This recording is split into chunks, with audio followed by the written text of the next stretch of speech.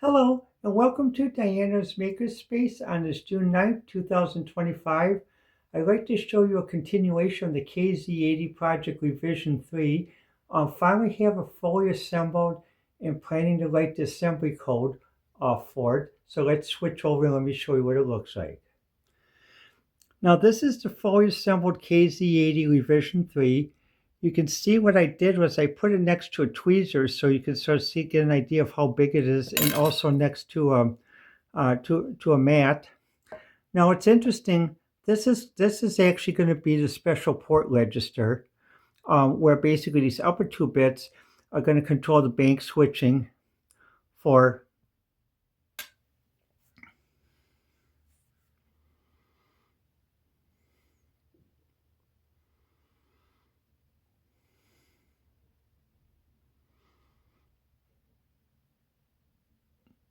And what happens, these upper two bits will be saved for basically the bank switching for bits for address 16 and 17 with a special circuit that the upper 8K E00 through F00 shared. So 0, E00, 1, E00, 2, E00, 300 is all shared. So there's 56K of bank switch memory. And these are the four lights I'm going to have it do assembly. Turns one light on, turns this off, then turns this one, turns this off, then turns that off, then flashes these things 3 times, and then starts again. And it'll write a little Z80 assembly code.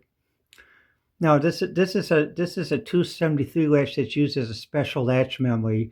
For many people that are familiar using a 65816, use a 573, which is a new level of the 273, to make it so basically you could use the dual address bus function of the 65816.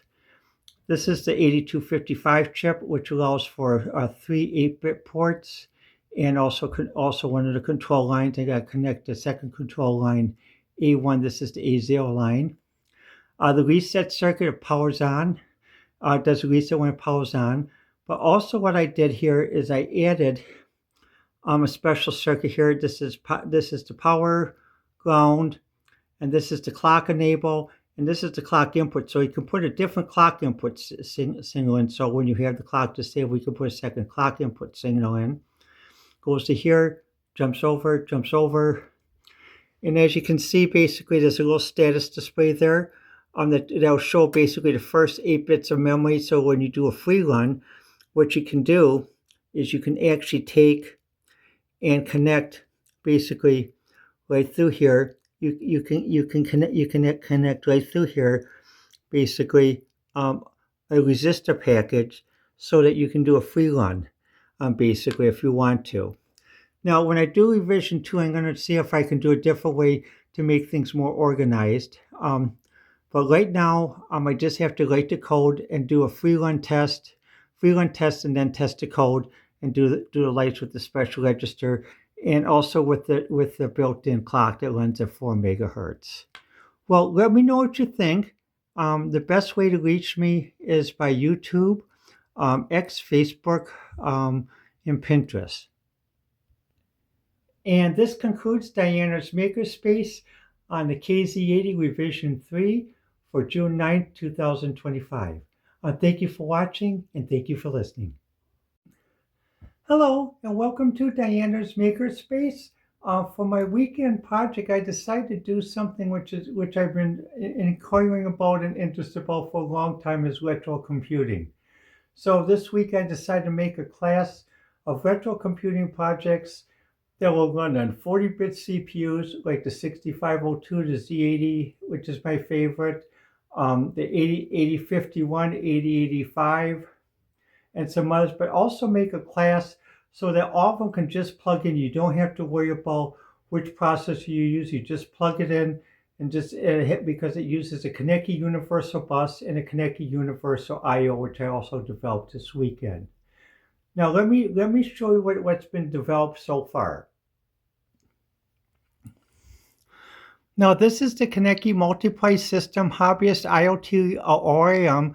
I do little weekend projects as a hobby. If anyone's interested in marketing them or something, contact me. Principal inquiries only. On top, you can see basically the Kaneki I/O boards, peripherals. Two of them have a selectable switch so that you can put a device ID on to select which device ID, so you don't have to worry about if you have multiple devices. You can select which device ID they use.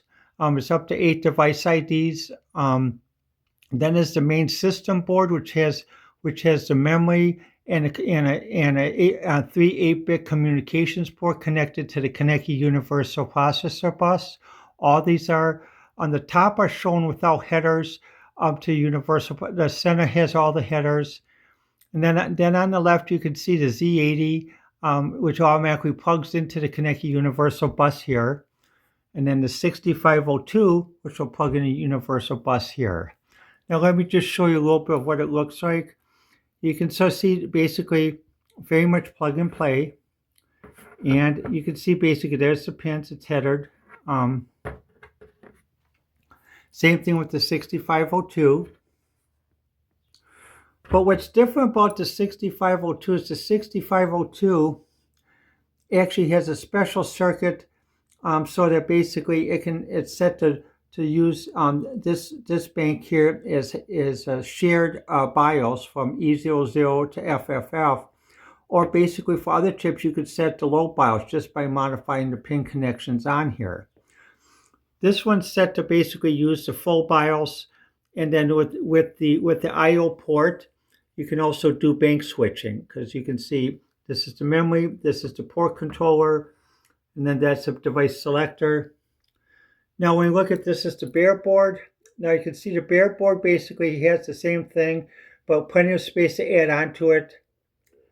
This is the I2C board, so you could use the 8-bit electrical computers to communicate with I2C devices like that may be used on IoT devices. And this is the multi-port where you have 32 bits of data, 24 bits, three 8-port I/O ports, and one 8-bit control port, again with a device selector.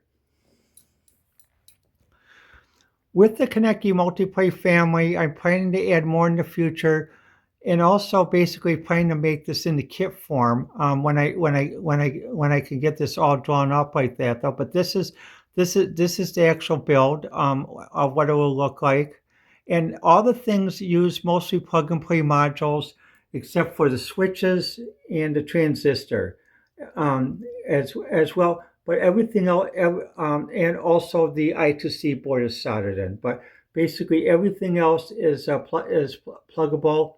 You can disconnect it. And the reason I do that, as I mentioned before, like I'm from the old school where basically many people who remember basically using tubes as musicians when they used to play in clubs for amplifiers. When they used to do lifts, sometimes what would happen is the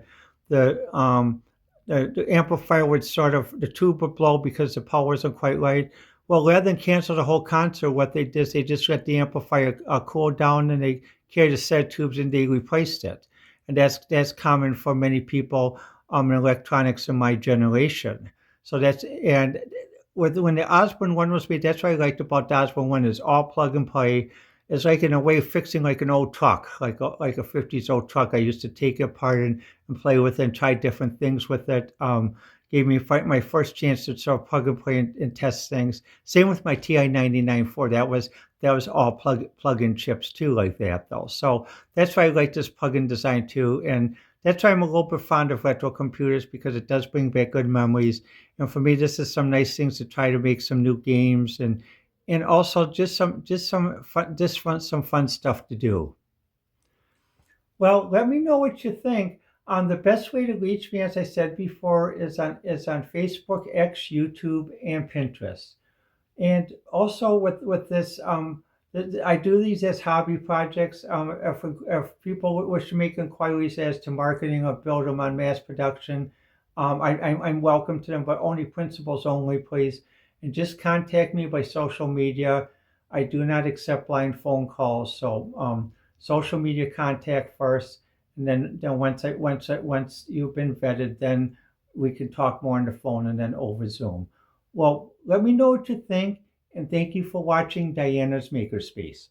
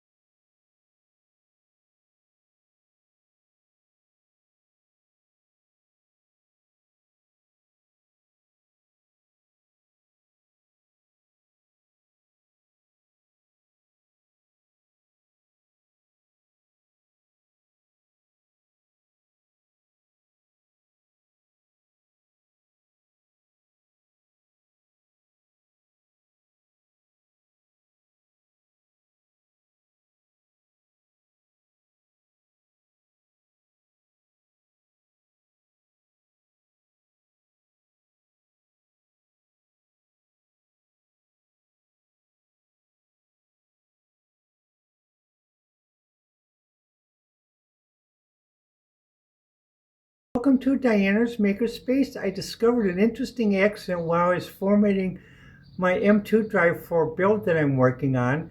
What happens, I format on an old Linux Toshiba satellite. Let me show you.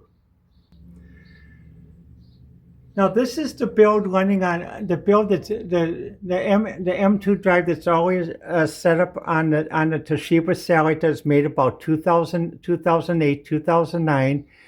And what happened when I booted it up, it booted right into Linux with less than 15 seconds. I said, "Wow!" I was really floored with this. And now it's installing a second program, as you can see, OBS Suite.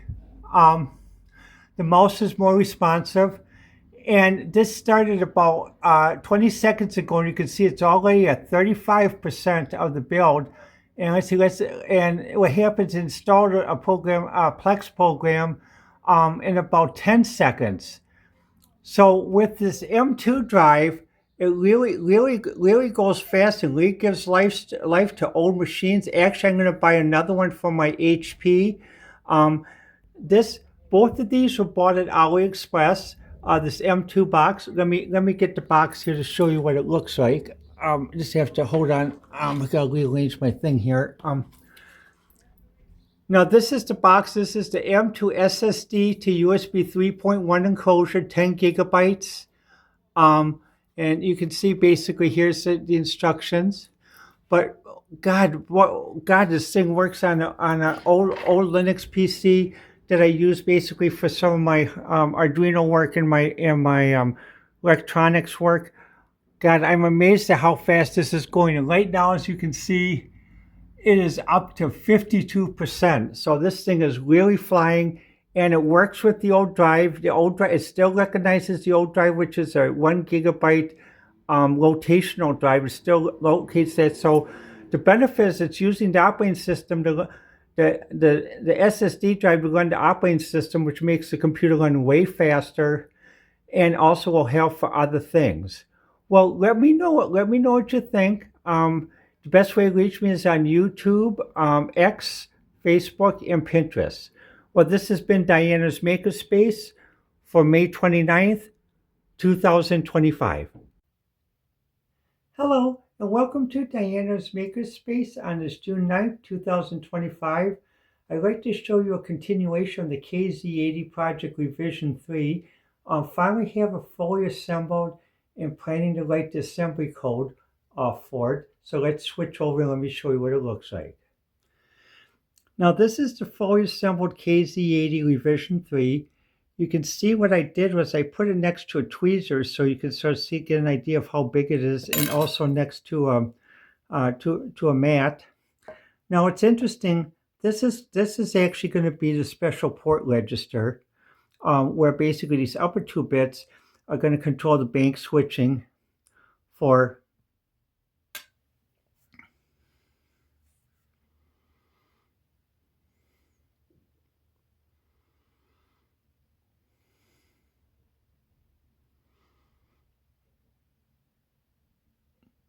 and what happens, these upper 2 bits will be saved for basically the bank switching for bits for address 16 and 17 with a special circuit that the upper 8K E00 through F00 shared. So 0, E00, 1, E00, 2, E00, 300 is all shared. So there's 56K of bank switch memory.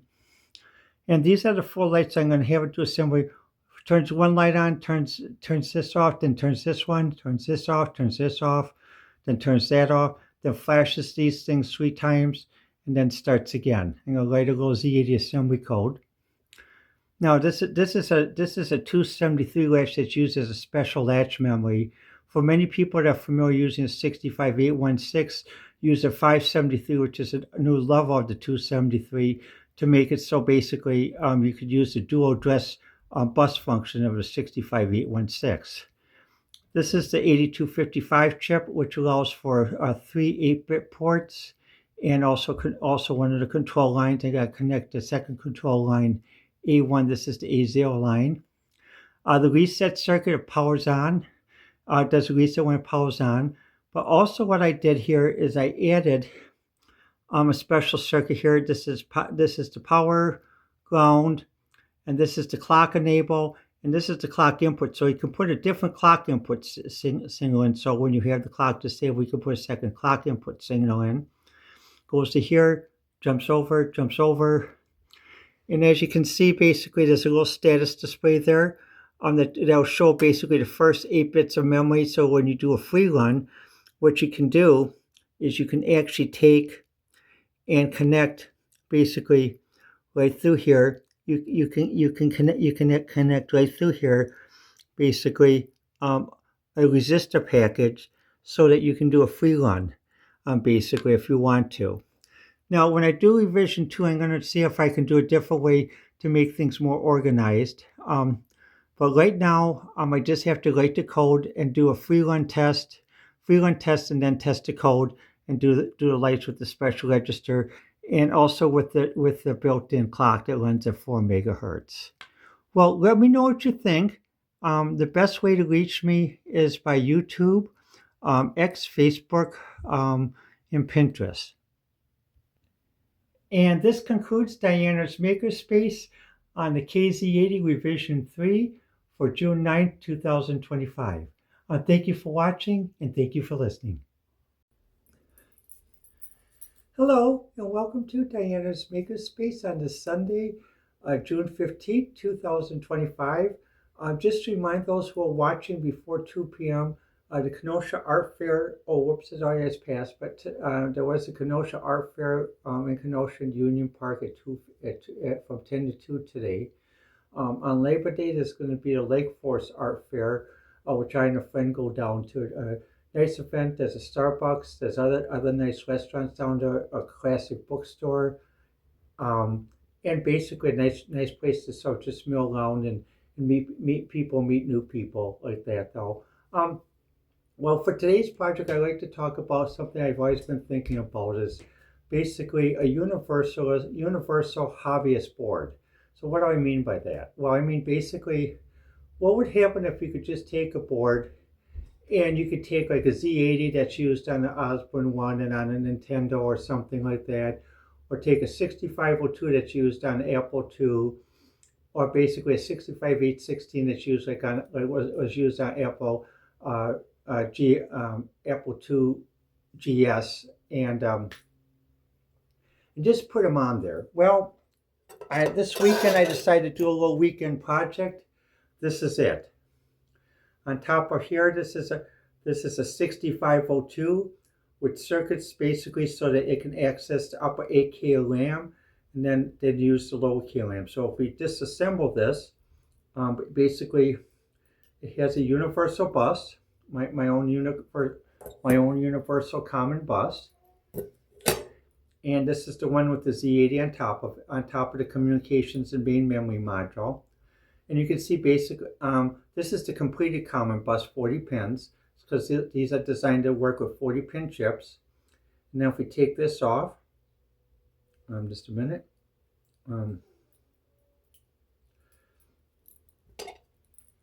And this is the main system board. As you can see, again, a common 40 pin bus. This is a 256K flash RAM. This is an A255 port with a 138 chip that allows you to select up to 8 ports with four control channels. So basically on this design, you'll have 16 ports, or you can modify so you have 32 ports with 3 control channels. But basically I'm making this with 4 control channels, so basically nibble. So the lower nibble is the control channels, the upper nibble is the device ID. So basically just to make the programming simple so you don't have to shift in that though. As you can see, there's a flash drive. And what happened was, this is all soldered.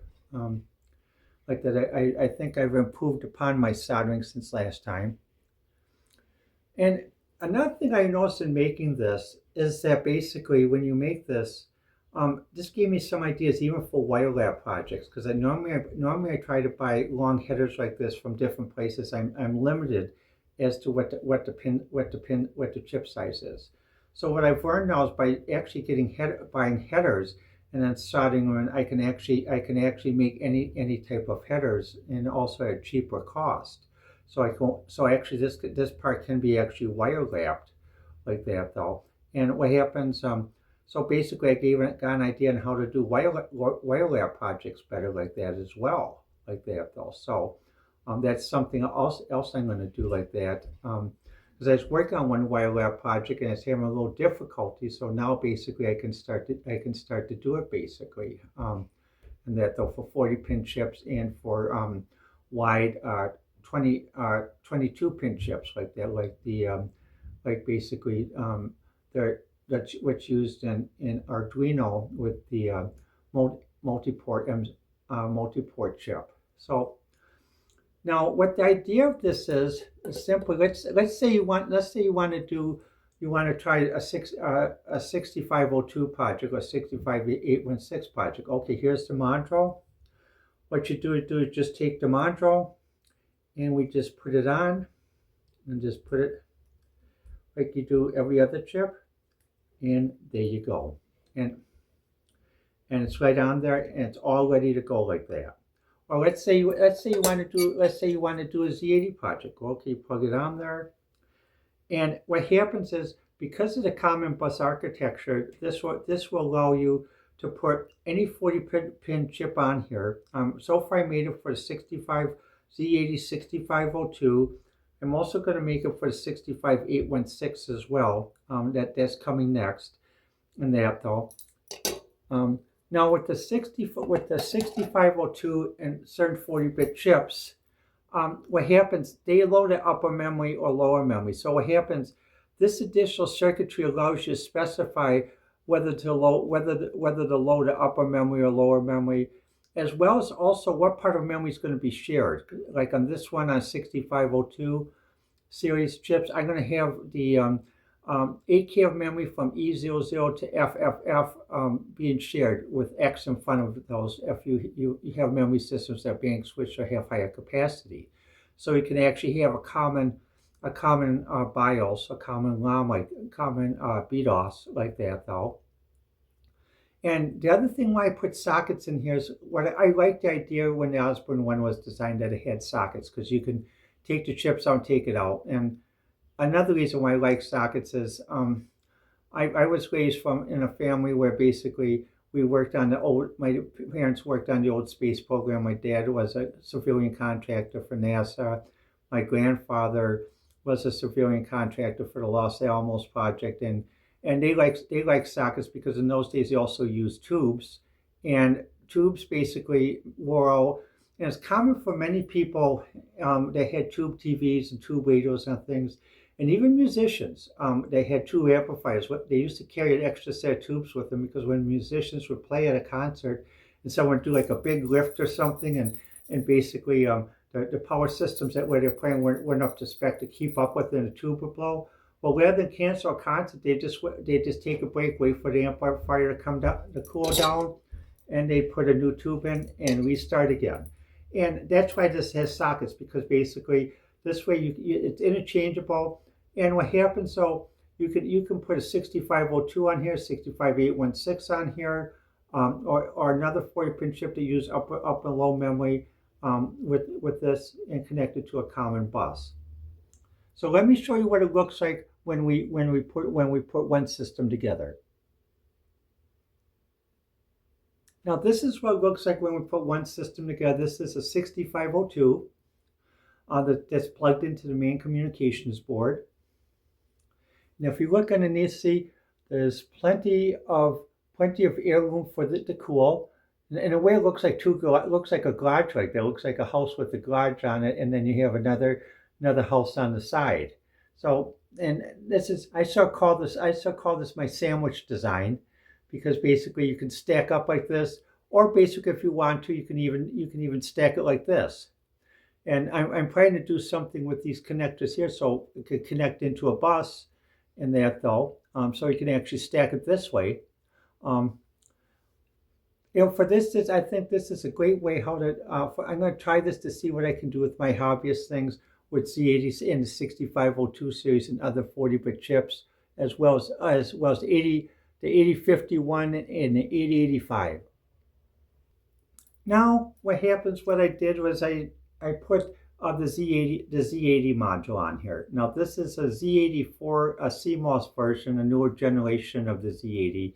But the other thing is I could use this for other Z80 modules as a Z180, Z280, Z380. Just change the mount on here and then keep the common bus.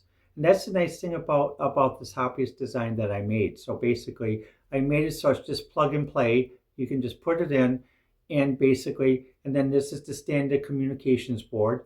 Another board I'm planning to make with this is also is an I2C board. So basically, we can have virtual devices communicate with an I2C board, so you can do I2C, so you can do communications back and forth between different IoT projects. Now, as you can see, this is how it looks, the Z80. Now, let me give you a frame of reference to show you how big it is.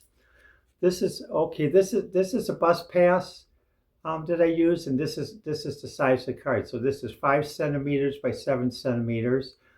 Very effective, very good to work with. And look at how small this is. So basically, you can put this like in anything. And then this is how it looks in the back.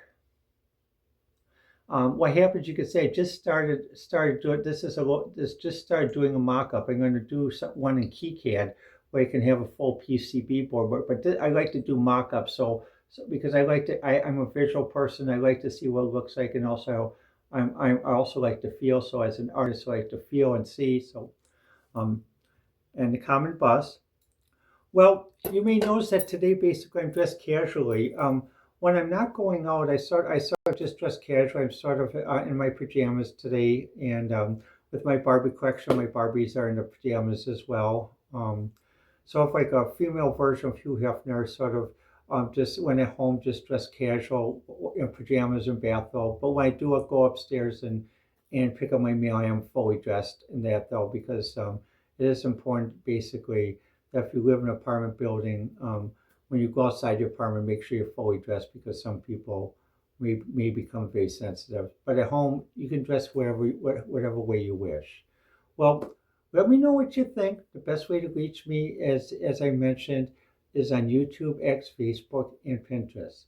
Well, this has been Diana's Makerspace, introducing the Konecki Hobbyist Plug and Play board, and with the Z80 modules, the 80 series modules, and the 6502 series modules, with other modules to come.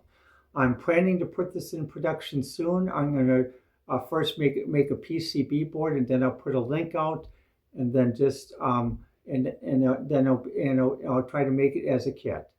Well, this has been Diana's Makerspace, and thank you for watching. Testing, 1, 2, 3, 4. The Konecki Radio Theater is on the air. And tonight's episode is a near future science fiction episode taken in 3 acts. The future thinking of is 2028. It is the aftermath after many layoffs in AI caused by AI due to programmers and other things. A person who's about in their 60s is thinking about a discussion they had with their father many years earlier. During the 80s, many people wondered why in the 80s why there's such an advent of computer virus software, why computer virus software had to be developed. And this person was talking with their father. And at the old house in Kenosha, they'd sit out on the back porch on a summer night and sometimes have different discussions about ideas in society, and just different discussions going on. And part of the discussion involved basically was, this person's father thought, based upon a lot of the programmers that were promised jobs in the 70s and did receive degrees in the 80s, but now are being laid off and also being hired by H-1Bs and foreigners back then, working at 10 times the cost of a 10 times less than a U.S. programmer back then, normally from India or Pakistan or Bangladesh.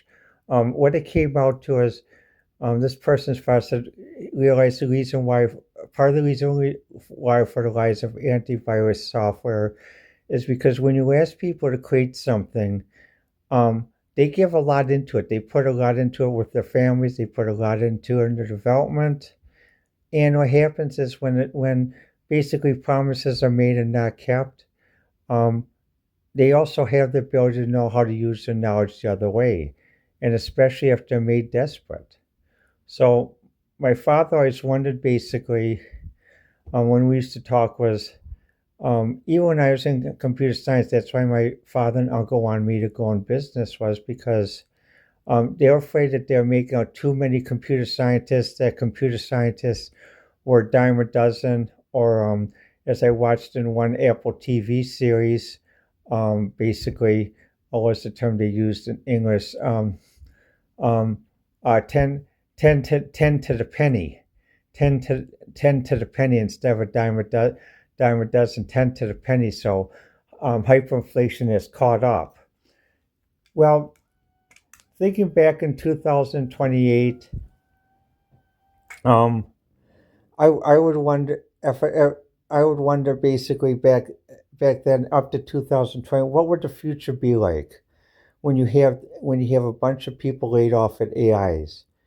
Um, Part of the reason why you're seeing a Barbie thing in the thing though is many people in this society, because of so much stress, have gone to doing Barbies and doll play, even as adult, which the Barbie movie showed. And the reason why the Barbie movie was so influential is because basically, it still goes back to a lot of people hate when I mention this, but it still goes back to a 1968 episode of Star Trek on the Pleasure Planet. The more complex the society becomes, the more the need for play. But if you have it where basically people or the creative skills are used and then they're discarded, they don't have time for play and they're put in desperation, what's going to happen? End of Act One. In this second act, a person in 2028 is wondering about observing what is happening to society, and also thinking about what they heard in watching different videos in 2025. In 2025, what the common thought was those who use AI will make their jobs stronger and will be the ones that survive and not be on the layoff floor or not be laid off or fired. Well, by 2028, those who said that they're starting to get laid off even by 2026 and 27. However, many of them have student loans, many of them have debts, many of them have apartment leases, high apartment leases they have to pay for. Many of them don't own a home. They own multiple laptops, but they don't own a home, they don't own a car. They use a driver service to get around, or public transportation. So in essence, the only thing that they really own are basically the clothes and the laptops. They don't own anything else. However, in a society where basically people and computer skills that are replaceable by others have become more than just a dime a penny, and now basically a dime a peso. What happens? Well, basically, in 2020, people are starting to think about the idea of universal basic income. However, universal basic income can only go so far because you have to have so much production to justify universal basic income. Just like as the one person in 2000 is thinking about discussions in the UK where they're discussing their budget about having to manage how they're going to do winter fuel payments for seniors and other people in England, where they took it away and they put it back as they observed a broadcast from Sky News. Nowadays, and by 2008, people are getting their news more than from the traditional news media. It's more than just internet. It's actually through things like basically podcasts and other things. But also in 2028, people are sort of taking a step back, like many of the makers did, starting in in the during COVID, about looking at retro systems as the Z80, the 6502, making their own retro systems, and wondering, well, how did we get off to such a creative, beneficial arc into such a corporate, a single-minded arc that leaves many people behind?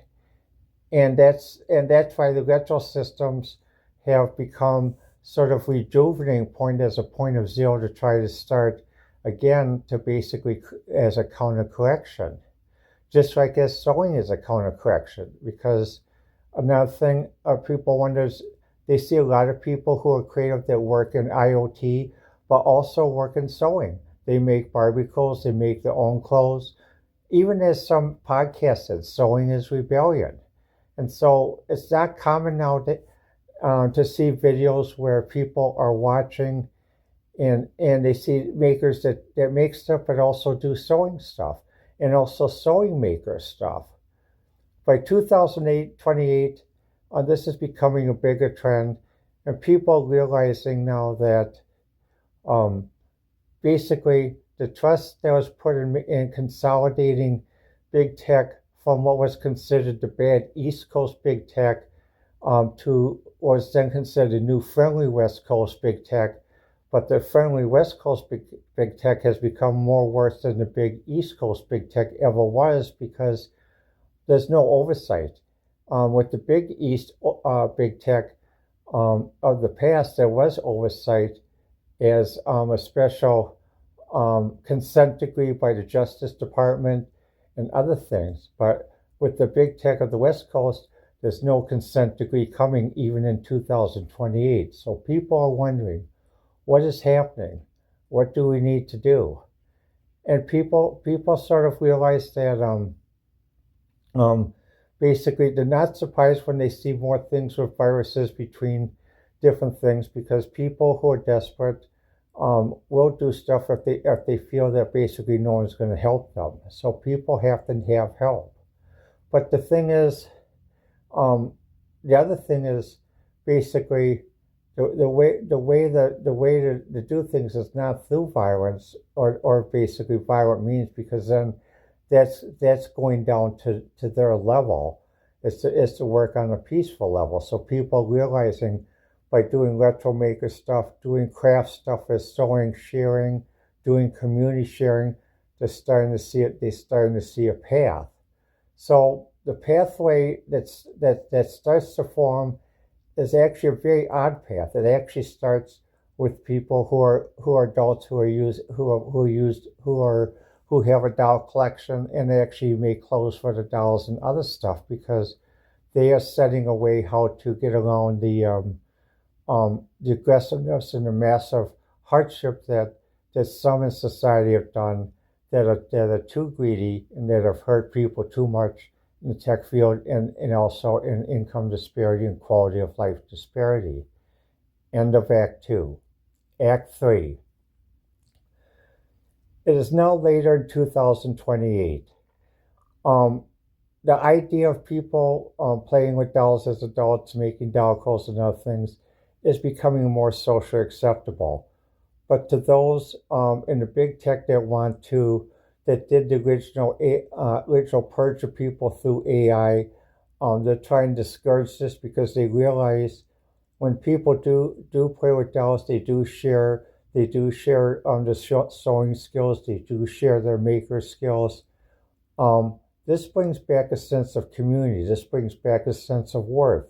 People start trusting each other. People start relying upon each other. You see lemonade stands where the kids can put out a lemonade stand. They don't need a license from the state or a sales tax license to put out the lemonade stand, or a health department inspection. Similar to what was done in the 1970s in the early computer revolution. The computer revolution was not meant to basically ruin society. It was meant to help society after the aftermath of the Vietnam War and bad policies that came due to over confidence in the aftermath of World War II. But this time now, what happens though, it's starting with a different idea. However, the big tech is still fighting, the elites are still fighting, yet there's a formation of a third political party. Very basic from different American tradition, but different from European traditions in that it's only three parties, not multiple parties. So what do you do with the third political party? By the 2030 election, a new type of presidential and primary election is done, even Senate elections. With a three-party system, the presidential election is done in two stages. The first stage is to select the two majority parties that will go in the runoff election.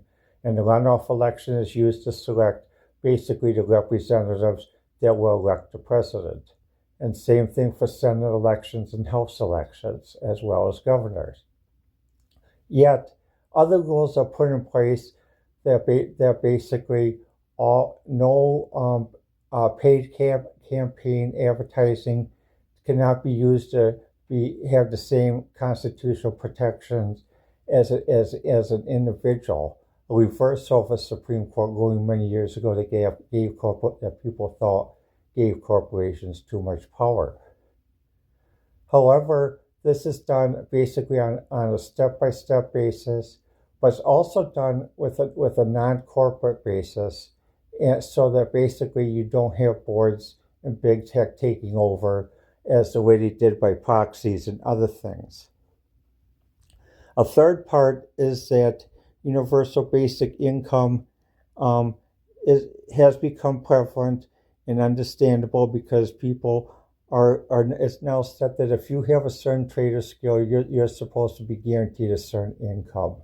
It's not supposed to be who will work for $1, who will work for $2. And also, it's not supposed to be that you're pitted against illegal immigrants or you're pitted against other types of something where basically bad business practices pit the red ants against the black ants. So the struggle is still going on. People are still being impacted. But right now, by 2030, there seems to be some measure of help. However, the pervasiveness of the abuses that cause the discombobulation of tech and the philosophy from the digital computer revolution still need to be changed and still need to be corrected. Those who are trying to do so are doing so, but it's been very hard for them and very hard for the families as they are pressured. End of Act 3. This has been a Kaneki, a Diana radio production, and that what is presented is a fictional story, not to be construed with any type of current events, in the spirit of Orson Welles' World of the War 1938 broadcast as an adoption of when he did adoption of H.G. Wells' War of the War on NBC Radio. Also, this presentation is done for entertainment purposes and education purposes only. Hello and welcome to Diana's Makerspace. This is the KZ80 redesigned so that I can take the flash memory out. And as you can see, it has three status displays. The data display, which goes D0, D7. And then the address display goes the opposite way, A0, A7, A8, A7. And that was done to match the microprocessor. So basically, the next step is to power up the main memory board over here. And then run the test. When it runs the test, it should, what it will do is it will light the yellow LED and the blue LED. And the center blue LED will be low.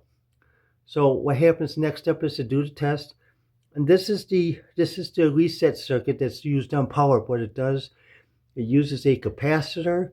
So when it goes on power up, it takes some time for the capacitor to charge, not really a lot, but so while it's charging, it sets the reset low, And by saying the reset load gives the processor time to do a full reset.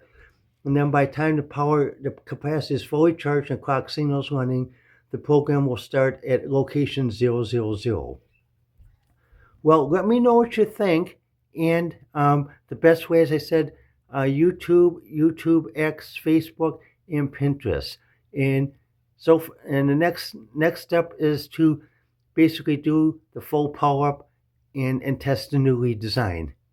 This has been Diana's Makerspace for April 18th, 2025. Hello, and welcome to Diana's Makerspace. Yesterday I showed the KZ80 computer, and what happens, it actually did work. It ran a program where it set the latch and it stopped. But what I did, I had an idea yesterday, was to remake it, so to make it more serviceable.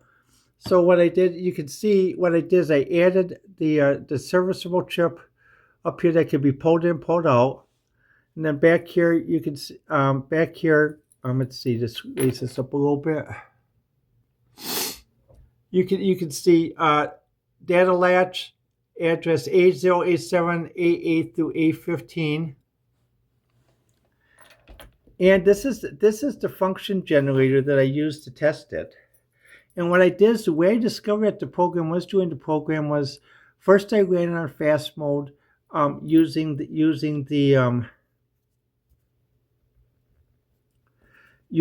oscillator here, and that at 4 megahertz.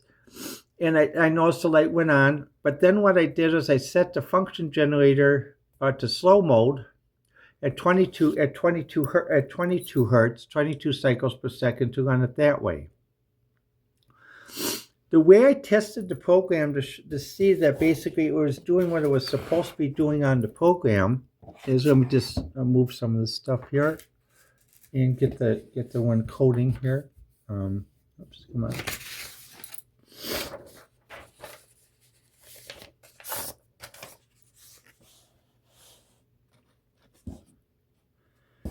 This is the program code, and as you can see, basically it starts at 0000. What it does, it loads the D register with the barbershop pattern of A0.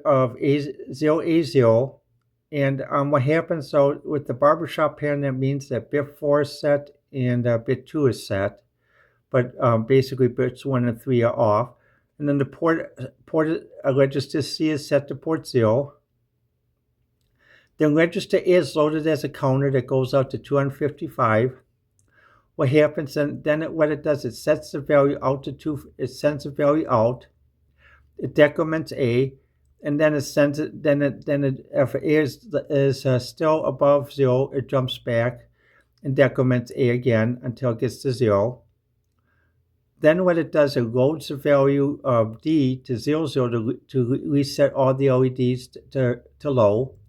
Again, A is set to 255. The data is output to port 0. Then A is decremented, and then basically if A is above 0, it repeats to L2, and then the program halts. And that is what happened yesterday.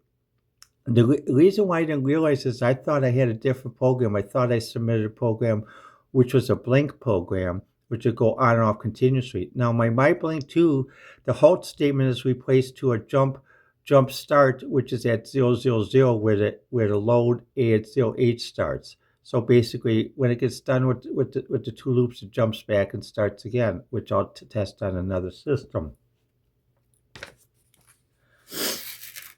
And the thing that I did, though, is what I wanted to do is make this more maintainable. So basically, I put this up here like that, and I got data registers. And notice I'm using DuPont cables. I'm getting tired of broken jumper cables.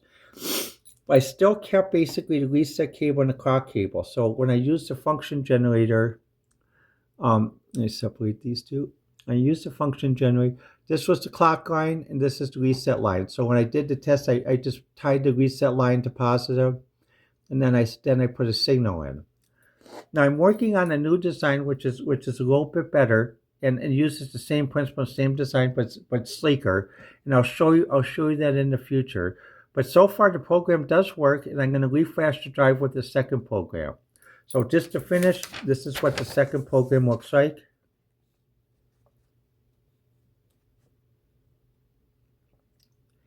And you can see basically it's a basic program that just takes data from, outputs data to a latch from port 00, and this is written in Z80 code. And I prefer a listing where it has the program space and a byte space.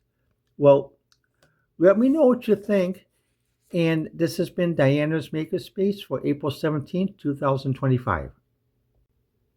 Okay, I have the reset set on high. Now watch what happens at startup.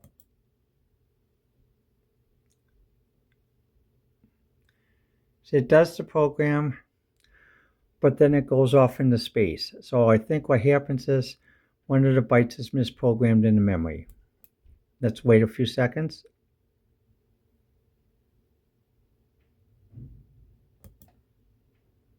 And you can see the light went on. It did execute a certain portion of code. Let's do this again.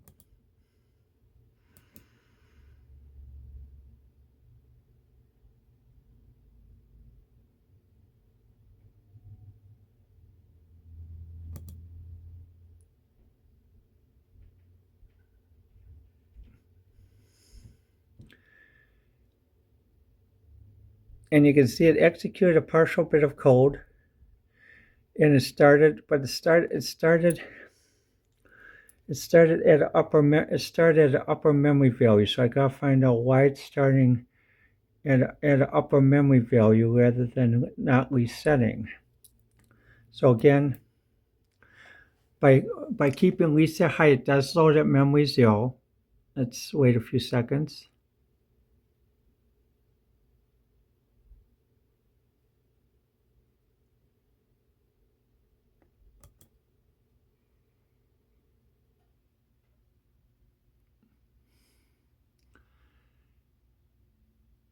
And see, now it's loading like that though. So now the thing is to check either wiring to the processor or wiring to the memory core.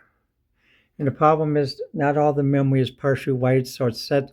So maybe I gotta ground the memory. So let's see what happens if I ground the memory. It is sending data to the latch, and it is running the program partially. But for some reason, it is not resetting properly. I got to figure out why it's not resetting properly. What the problem is for why the Z80 is not resetting. And just going through and checking the cables here.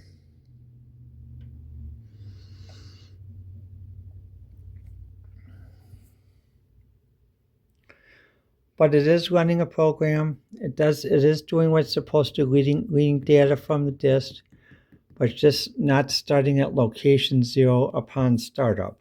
So I need to figure out what to do on startup. Memo, the KZ80 is running a code, and for some reason it's stuck in high memory. The reset function isn't working, but when it does start in low memory, then it jumps up to high memory, but that can't get the reset button to start it to low memory. But when it does start low memory, it does write a code. It does send a signal to the LED. Let's see if I can duplicate this again. And let's see, normally sometimes if I turn it on, and then you can see it started from low memory, then went to high memory. Let's see if we can duplicate this. You can see again, it did it. Let's see if we change the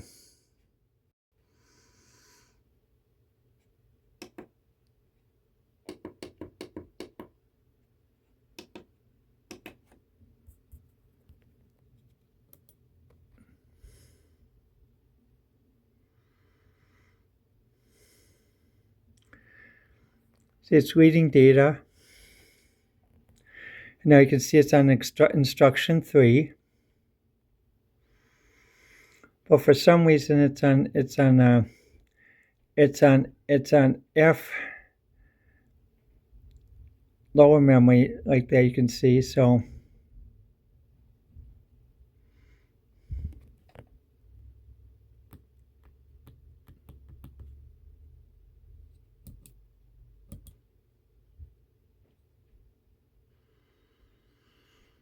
It's reading FF.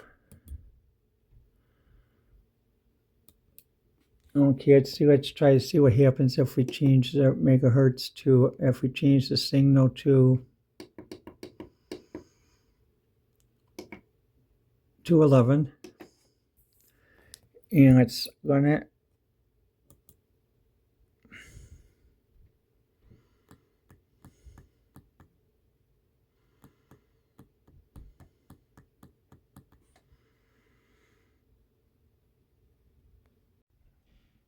The KZ80 computer runs sporadically. What happens is it is executing a sequence of code, and it does light to the LED. Let's see if I can, if you do a certain technique here, it lights to the LED. You can see the lights flashing. Let's just try doing a hardware reset. See, now as you can see, it ran and it low values to the LED. It went to 0 and low values to the LED. But it seems to be going into upper memory values. So I got to find out what the problem is regarding the coding. I might have entered the memory code in the memory improperly when it does the jump back. So that's what I need to check, because it is writing some data into the register and it is cycling.